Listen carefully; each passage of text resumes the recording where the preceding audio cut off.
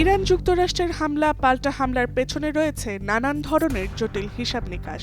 এই হিসাব শুধু গোলাবারুদ বা সামরিক স্থাপনা ধ্বংসের ক্ষয়ক্ষতিতে সীমাবদ্ধ নয়। দীর্ঘমেয়াদী যুদ্ধ একটি দেশের ওপর বড় ধরনের অর্থনৈতিক চাপও তৈরি করে। বিশেষ করে রাজনৈতিক নেতৃত্ব যদি কঠোর অবস্থানে থাকে, তাহলে সামরিক সিদ্ধান্তের সঙ্গে অর্থনৈতিক ব্যয়ের ভারও বাড়তে থাকে। তুরস্কের বার্তা সংস্থা আনাদোলু এজেন্সি প্রকাশিত এক জরিপে যুক্তরাষ্ট্রের ক্ষয়ক্ষতির একটি আনুমানিক হিসাব তুলে ধরা হয়েছে। জরিপ অনুযায়ী ইরানের পাল্টা হামলায় এখন পর্যন্ত যুক্তরাষ্ট্রের ক্ষতি হয়েছে অন্তত $200 কোটি। প্রতিবেদনে বলা হয়েছে, সবচেয়ে বড় ক্ষতি হয়েছে কাতারের আল উদেদ বিমান ঘাঁটিতে। সেখানে স্থাপিত যুক্তরাষ্ট্রের আর্লি ওয়ার্নিং রাডার সিস্টেম ক্ষেপণাস্ত্র হামলায় আঘাতপ্রাপ্ত হয়, যার বাজার মূল্য প্রায় $1.1 বিলিয়ন। কাতারও রাডারটির ব্যাপক ক্ষতির বিষয়টি নিশ্চিত করেছে বলে প্রতিবেদনে উল্লেখ করা হয়।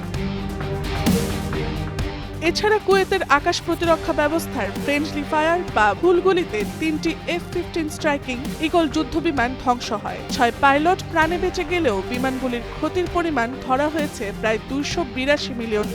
ইরানের প্রাথমিক প্রতিশোধমূলক হামলায় বাহরাইনের মানামায় অবস্থিত মার্কিন নৌবাহিনীর 5ম নৌবহরের সদর দপ্তরেও আঘাত লাগে। এতে 2টি স্যাটেলাইট যোগাযোগ টার্মিনাল ও কয়েকটি ভবন ক্ষতিগ্রস্ত হয়েছে বলে ওপেন সোর্স গোয়েন্দা তথ্যের ভিত্তিতে দাবি করা হয়েছে। প্রতি টার্মিনালের মূল্য প্রায় $20 মিলিয়ন। এদিকে সংযুক্ত আরব আমিরাতের আল রুয়াইস শিল্পনগরীতে মোতায়েন করা থার্ড অ্যান্টিব্যালিস্টিক মিসাইল ব্যবস্থার রাডার উপাদানের ধ্বংসের দাবিও করেছে ইরান। এসব মিলিয়ে মধ্যপ্রাচ্যে যুক্তরাষ্ট্রের মোট ক্ষয়ক্ষতির পরিমাণ প্রায় $1.902 বিলিয়ন বলে জরিপে উল্লেখ করা হয়েছে।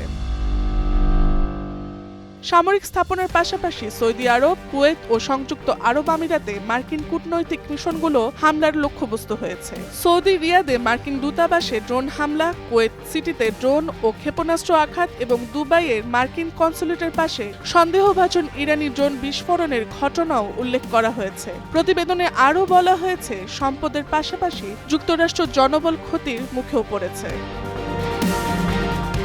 Tasnuva Sanjida, Times today.